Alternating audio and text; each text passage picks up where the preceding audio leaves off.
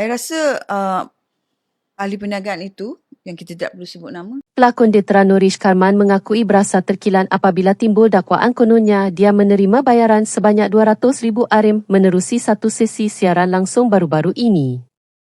Menurut Norish, tuduhan tersebut bukan saja memberi kesan kepada dirinya, malah anak-anaknya turut menerima kecaman daripada netizen susulan salah faham yang tercetus.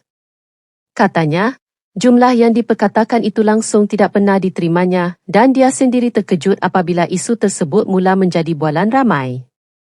Saya tak dapat pun RM200,000 tu, tapi yang saya dapat malu. Anak-anak saya pun kena caci sekali. Kalau betul dapat sebanyak itu, mungkin lain ceritanya. Tapi hakikatnya kami datang bekerja seperti biasa dan dibayar atas kerja yang dibuat, katanya. Norish menjelaskan sebagai seorang ibu, segala usaha yang dilakukan adalah demi memberikan kehidupan yang lebih baik buat anak-anak. Baginya, apa sahaja rezeki yang datang akan dimanfaatkan sebaik mungkin untuk keperluan keluarga termasuk memastikan anak-anak mempunyai kemudahan yang selesa untuk urusan harian dan mencari rezeki.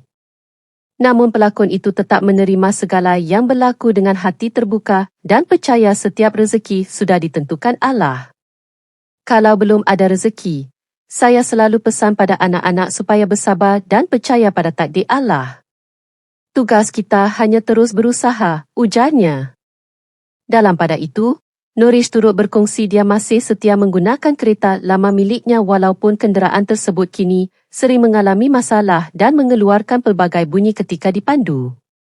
Bagi Norish, keadaan itu tidak pernah menjadi perkara yang memalukan kerana dia percaya nilai diri seseorang bukan diukur melalui kemewahan.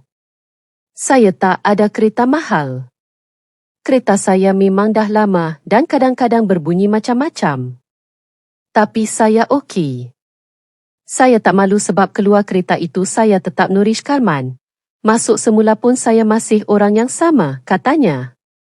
Sebelum ini Norish pernah berkongsi angan-angannya sekiranya memiliki wang sebanyak itu, termasuk hasrat untuk membeli kenderaan yang lebih selesa buat anak-anak. Namun kenyataan itu dipercayai disalah tafsir sehingga menimbulkan pelbagai spekulasi di media sosial.